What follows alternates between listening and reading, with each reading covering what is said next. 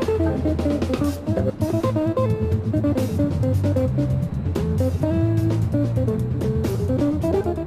everybody, it's Mike Jeffers, ChicagoJazz.com, Chicago Jazz Magazine, and welcome to episode 119 of Talkin' Jazz. All right, you can come anytime you want. Ladies and gentlemen, Elaine Dame. I love people that cheer for me. It's like very rare that anybody cheers for me.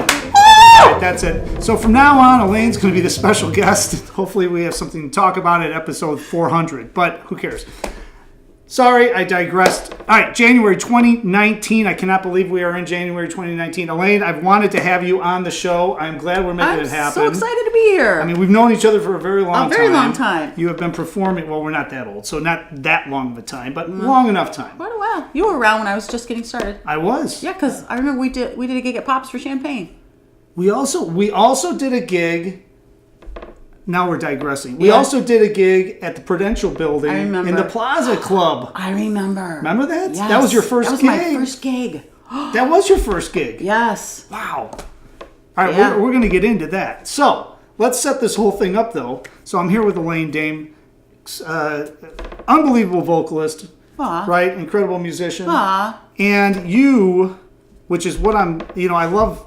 That's why I want to have you on the show specifically, because I think it's really hip. You know, you've carved out a niche. You've carved out this performance career in Chicago, but then you're also branching out. Yes. Well, you're also branching out into all these other cities now. I'm trying. And a couple, 3, 4, 5, 6 years ago, you started going to New York. Yep. Playing at the Rainbow Room, Yeah. I think, right? Yeah. And then a couple other clubs out there. Yep. And now she's got a tour coming up in the winter, spring. Yep. Cliff Bells. You've got the Theater Center Jazz Orchestra happening. Turner Center. I knew I was going to say that because I can't see. What Sorry, else? It's dark. Then you've got something coming up in North Carolina. Another thing in North Carolina. I mean, you're going all over the place. I'm trying to get out. Yeah. You are. So let's talk a little bit about how you got started. Okay. How did you get started? In the jazz music? Well, where'd you grow up? I grew up in Stevensville, Michigan. Is that lower or upper? It's lower, southwestern Michigan. All right. Okay. And actually, it's Lake Michigan College. I actually went there for a couple semesters between colleges because I went to college in California and at Pepperdine. Mm-hmm. And I was there for 2 years, and then it wasn't my cup of tea, let's just say that.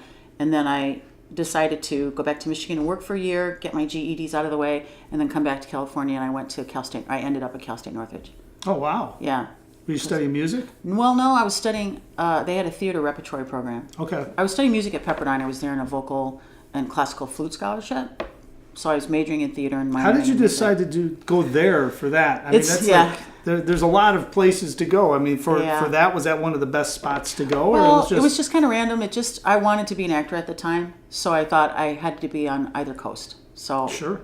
In my school, at Lakeshore High School, my band director was friends with the choir director there, and he offered our school 2 scholarships. So I had to put a bunch of flute pieces on tape and sing some classical pieces on tape, and I got a scholarship. I got a scholarship, a big one. So well, that's why you go there then. Yeah, But so was it when you were there? Was it hardcore, or was it like you're kind of? It's like like if you go to like a heavy duty music school or a heavy duty theater school or something. Is that how that was, or was it? I don't. Yeah.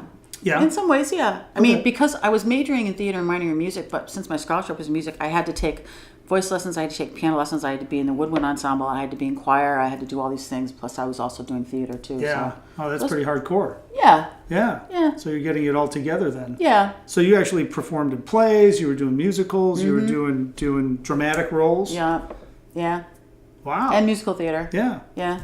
That's awesome. So, yeah, it was it's cool. Preparing you to be a vocalist. I guess, but I had no idea what I was getting into. I really didn't. I was a big fish in a small pond in Michigan, and then when I went to LA, I was just pretty overwhelmed.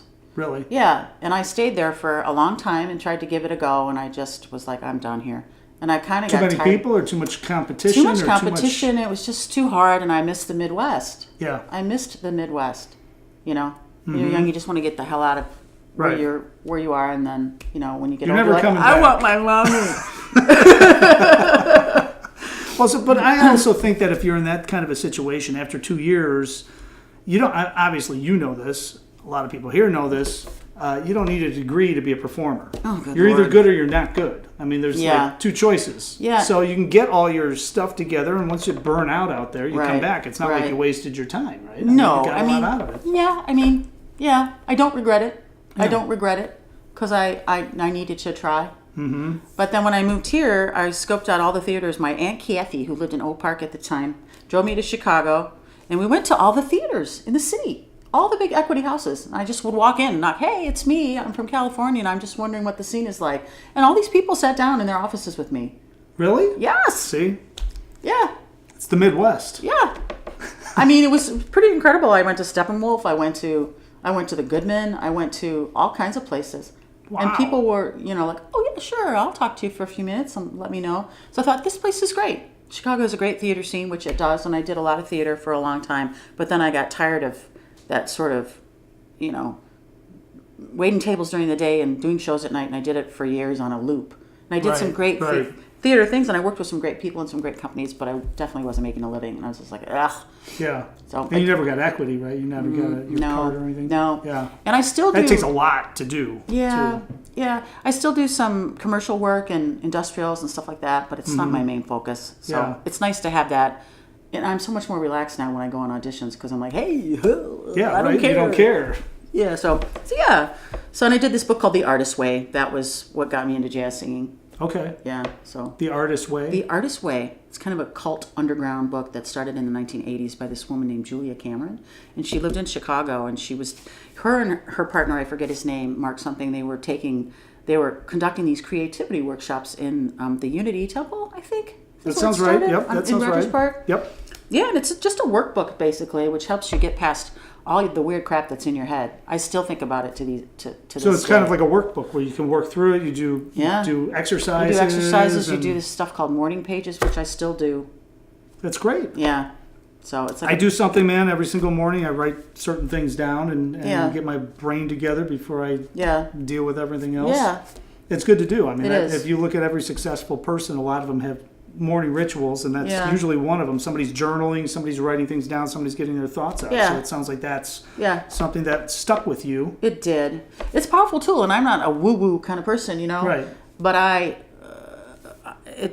do 3 pages of just, and it's different. Your brain processes the information differently. Mm-hmm. It's instead of you can't do it on a computer because it's not the same. Right. Writing has some kind of connection, physical connection, and whatever. that I is. always like. I also like and see now, but this is why I like talking to people like you, right? And artists and musicians, because I don't think a lot of people, they see you up on stage, they don't know the background of what it took to get you there, but also boy. just Yeah. every single day. I mean, you are a private contractor. Yep. You're in business for yourself Oh, honey. as a musician. It's not all not all peaches and cream. No, it's not all fun times. So I mean, you got to get Most of up, it's you got to not fun. grind. No, because people don't see that. Yeah. You've got to grind, You and have got a to lot of grind. that stuff is like a lot of mental stuff, mental preparation, because you don't have to go at 9 o'clock, check in, Mm-hmm. knock on the door, walk in. You're making X amount of dollars, you leave at 5. This is like it's go time. Yep. But Yeah. that's why you like it too, because it's like Yeah. you wouldn't. I mean, you could go get a day job anytime you wanted, probably, but it would could. kill you. I could go in the I could work Right. in the restaurant business. Yeah. But yeah, that I couldn't wait to get the hell out of the restaurant business. I'd been Yeah. in it for so long, and it got me through, and it was good. But man, oh man, 35, 40 years of that. Yeah. No well, kidding, too. that's not what you want to do, but some No. people love it. No, I mean, I met a lot of great friends, and I loved the physical part of it. Mm-hmm. And I ended up singing in a lot of the restaurants where I was working in Chicago. I talked them into having jazz, so that was fun. So I eventually weaned myself out. that's how you out of do there. it. Yeah. But you're right. And same with you, Mike. I mean, you're like a one-man juggernaut with everything that you do. So, and it's, you're self-employed. Yep. And it's hard. I struggle with it all the time. With just, I'm just like, what am I doing? I ask myself, I never do that. why am I making another CD? What's the point? And then you're like, okay, I'll do it. And it's, you have to, it's hard. Well, it's like you No, coming you're up right. with your new I was CD. making You fun of George obviously Bush. have some sort of strategy behind why you're doing it, because why would you do it? I would hope. Because it's, yeah. Yeah. That's a lot of money and time. Yeah, well, I'm gearing up for what I like to call the Beg for Money campaign, Oh, okay. which is the crowdfunding. Sure. And when I first thought about crowdfunding, I knew nothing about it. I think, well, those people, they're just why can't I go on a crowdfunding campaign and, ask for money to, redo my condo or whatever. Good. But, I don't know if you'll make them a lot. right. It's basically you're pre-selling something, hopefully, right? And so that to me, Well, it's more of like Make a more pledge sense. thing if you're doing that. So it means like, if I donate $100, then I'm Right. going to get 7 CDs and this and that Right. and this and that. So, Yeah. I mean, it's part of the whole Yeah. package, right? I mean, that's what it is. Yeah, but it's a huge creative endeavor and it's stressful. Mm-hmm. It's really stressful. Trying to get all these people in the same room together and then, but the one that I have planned I think is going to be super fun and Good. different. Yeah. Good. Because you have 2 out. You have Comes Love, you have You're My Thrill. That was Yeah. the latest one. Right? Yeah. You're My Thrill. That was a couple years ago, I think. Yeah, that was 2015. Okay. So Yeah. not too far off. Yeah. Not too far So off. I'm running out of CDs and now it's time. And interestingly, speaking of CDs, I got into a conversation with some folks at Winters last night talking about whether or not CDs are even viable anymore. So I We don't can know. talk about that off camera because I can tell you all about it. Yeah, I'd love to talk about that. Yeah. But But let's get back to you. all right. All right, so you are playing around town. You're doing shows. You're performing theater Yes. shows and everything else. How did you start getting into? You're playing in some certain areas, but you're obviously not hitting jazz clubs yet, are you? Are you going and sitting in, or what are you up to as far Oh, as you mean that in the goes? beginning? Well, yeah. I mean, you're back in Chicago. You moved to Chicago. Oh, yeah, Your yeah. aunt drove you around from Oak Yes. Park. You're interviewing and talking to people. You're in the theater scene at that point. How did you switch it into the jazz? Yeah. Well, I did this book called The Artist's Way, and I was working at this restaurant called Irwin at the time on Halstead. Great old restaurant. And this woman that I waited on was a jazz piano player. And I told her that I wanted to get into jazz. And she says, oh, I'm a jazz piano player. And she lived across the street. She says, why don't you come over to my house and we'll do a repertoire and we'll get some gigs going on. And so it was super serendipitous, as we like to say. Yeah. And I went over to her house twice a week for a year. that's and amazing. Studied the repertoire and bought hundreds of CDs and listened nonstop. And then I just started pounding the pavement. And one of my first gigs was at the Raw Bar on Clark. Sure. Yeah. And then I just started pounding the pavement. And I was doing, like you said, every shitty little gig, this side of the Kankakee River, as I like to say. And I just was doing. Well, you have to do that as a musician, I mean, Yeah. I tell people, I was teaching private lessons, right? Yeah. When I came back from school, I was teaching private lessons. And I was playing 7 nights a week, and then I was sitting in after that. But I Right. was 7 nights a week sounds like, oh man, no, I was playing at a couple of restaurants with a good band Yeah. for food and drinks because how else would I have a chance to learn standards in Yeah. order to get them up to par to go play at like Von Freeman's jam session? Right.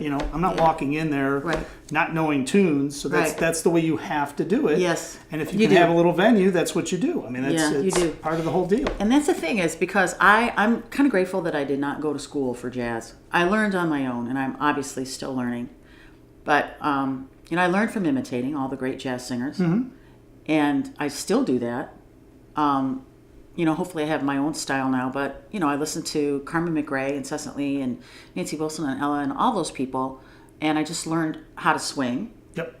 I didn't know how to do it in the beginning. I didn't know what it meant, but now I know what it means in terms of time feel and also as with regards to the eighth note. But yeah, so there's no replacement for doing. You can go to school and you can study, but you have to just get out and do it, and that's how I learned, and I'm still learning. All right, so you're playing around town, you're doing different gigs and things like that.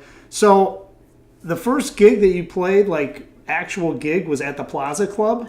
It was, I think it was one of the first ones. Yeah. So I don't know if it's even still there. It was the Plaza I Club think it's was still on there. top of the Prudential Building. Yeah. And I was playing there, and a lot of you people might know this. Phil Varketta, who was an old-time remember piano that guy. player. He was an old-time piano player, booking guy. Yeah. But he was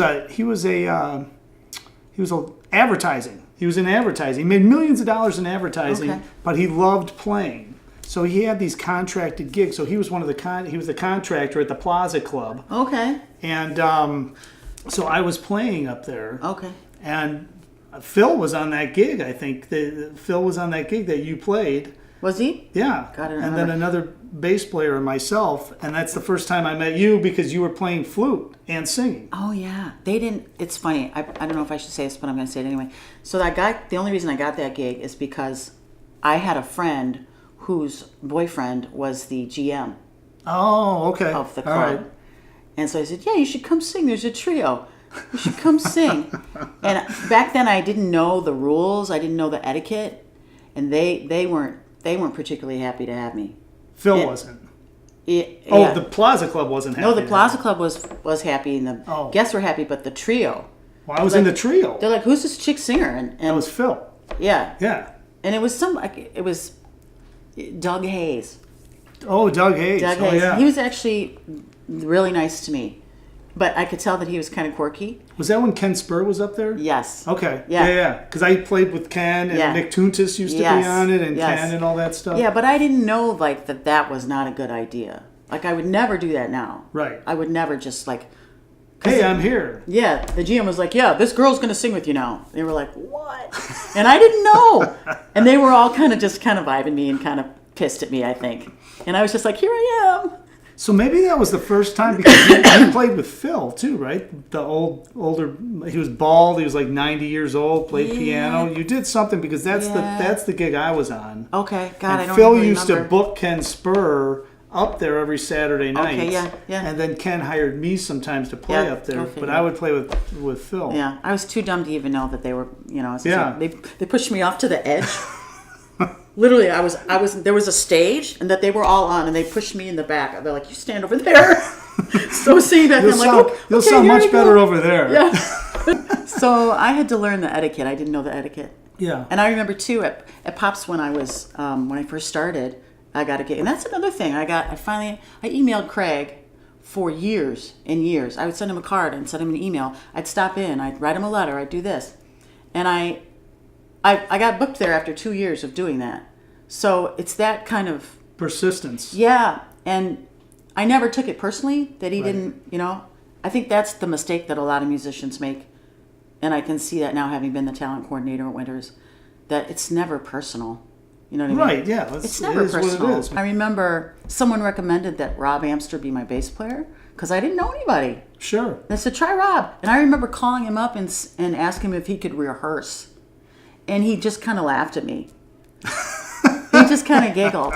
And then he asked me, Sounds about right. yeah, I said, and then he asked me, who's on the gig? And I remember thinking, well, why do you care? And of course now I know. It's just like people Sure, like yeah, to work right. with certain people and Yeah.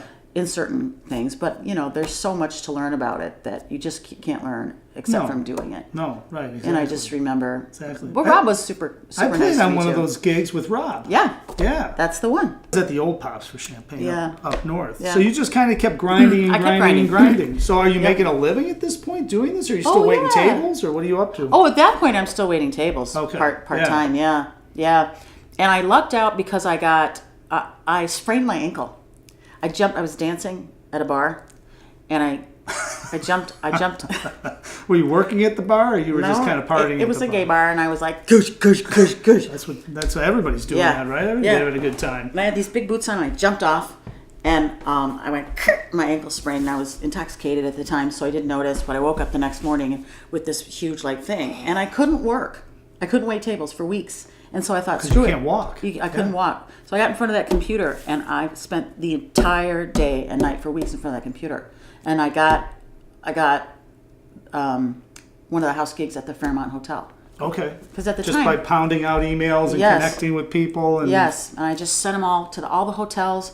And the man that was doing the booking, the F&B guy, he was this German guy, and he said, "Come in and talk to me. I want to meet you." You can't walk at this point. Right. So I remember I was wearing my little suit from Express, my Yeah. skirt, and I had a boot. I was wearing a boot, to walk. And I walked in there, and he was this kind of old timey, sort of very elegant older man.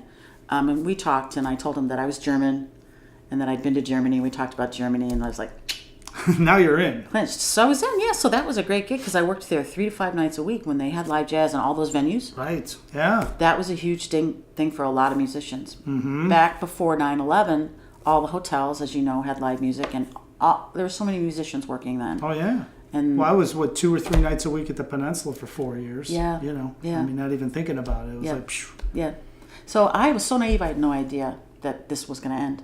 I really didn't. I thought, oh, this is great. I'm just going to do this gig for the rest of my life. I was so happy. Right. I was so happy. I would skip to work.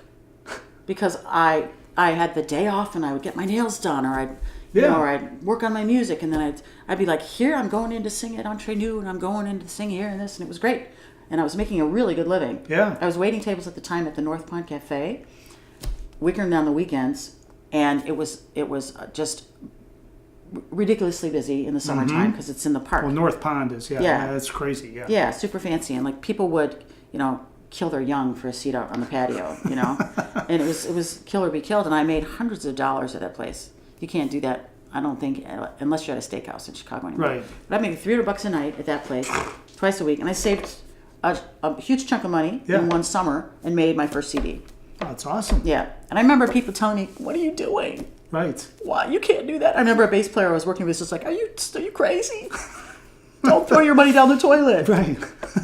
What are you talking about? Yeah, Toilet? yeah. I'll buy another one. Right? Who cares? Yeah. So, it was like a $20,000 endeavor, and I went in debt from it. I did it at Hinge. Rob hooked me up with all these players that I didn't know. Dave Onderdonk on the guitar. Had no idea who he was. Art Davis. Johnny Frigo was there. You know. And But Hinge isn't cheap. no, It wasn't cheap. No, it was $100 an hour. Yeah. Back then. Yeah. So I spent a lot of money, and I spent more than I should have because at the time my dad was sick, and so I had to go back and forth to Michigan. So I had to actually go in and do scratch vocals for the entire thing. Oh, wow. And sing over. So you weren't even there. You're like, yeah. Yeah, we recorded for 2 days in the studio, 2 10-hour days, but it was in the middle of January, and I was really sick. So I thought, screw it, I can't get these guys together in a room. Right. You know how it is. Yeah, I know all about it. Yeah. So, yeah. Wow. Well, but you got the album out. I got it out, and I was on Blue Jazz at the time, and that was another thing. I didn't know what to. I had no idea what to do. I still don't. Right. Whether or not to get a person to promote it, or radio, or this, what's important, what's not important. But I did that, and I'm glad I did because it got me some really nice reviews from some jazz publications. So it's like a very expensive business card. Oh yeah. It continues to be a very expensive business card, but you kind of have to do it to be viable, to be whatever. To keep. But I mean, now you've turned it into a career, right? Were you teaching? Do you do teaching I or teach, anything? yeah, or? yeah. I teach now. I have a lot of great students. I've been doing that for quite a while. Because I think one of the things that I always like playing with you, and maybe Stephanie Browning, and I'm going to miss people, but I'm just thinking female vocalist wise. But just initially, especially at that time of my existence, when I was playing with you, playing with Stephanie, I can't even think of other people right now. But it's the phrasing. Oh. And it nice. swung. Oh, thank you. Because there's a lot of different vocalists that can sing. Yeah. But they're not thinking of themselves as like an instrument within the group. Right. So is that a conscious effort, or do you think Big that's time. something that has just like kind of ingrained into your system? That's a conscious effort now, yeah. And I think, the thing that sets a vocalist apart, like a cabaret singer, is not necessarily thinking about rhythm, whereas a jazz singer is thinking about rhythm on top of the lyric, on top of the feeling, on top of all that, yeah. So, yeah. Well, just a basic swing, I tell my students, just first of all, I'm going to assign you this tune. It has a naturally built-in swing feel because it's got swinging eighth notes. Yep. They're not on the page, but you're going to be swinging them. And, they try to go off the melody. They try to phrase right away. And just learn this first. Yeah. And then figure out what it means to swing, with the underlying triplet feel and all that stuff. So, yeah, that to me is important. Because I go hear some singers sometimes, I'm just like, well, they're not swinging. They don't even know what that means. I sound like a total douchebag right now. Did you transcribe anything, or who did you listen to start getting your feel? Because I know specifically when I started doing that with drums and who I listened to and how I did it, just initially. But I mean, with you, how did you? Definitely with Carmen McRae. Yeah, and I didn't transcribe solos, but I learned them. Mm-hmm. I hated transcribing. Still doing that. I could do by ear. That's the way I like to do it. Yeah, I'm still doing that. So I mean, you've listened to Carmen McRae, her phrasing. Would you listen to the same tune over and over and over? Yes, I listened to it. Yeah, that's all I did. Just listened over and over and over and over and over. So you're doing all of this stuff. You're recording albums. Now you have a great relationship with Scott over at Winter. So when he opened up over there, you helped him out. So were you the music director there? I was the talent coordinator. Okay. You'd call it, yeah. But that was a big help, I'm sure, to Scott, because running a business and then having to worry about actually booking. But let's Right. talk a little bit about that because, I book festivals. Right. And I take into consideration, I have to think about the audience coming to a festival, Right. which is completely different than coming to an unknown jazz club initially, right? Uh-huh.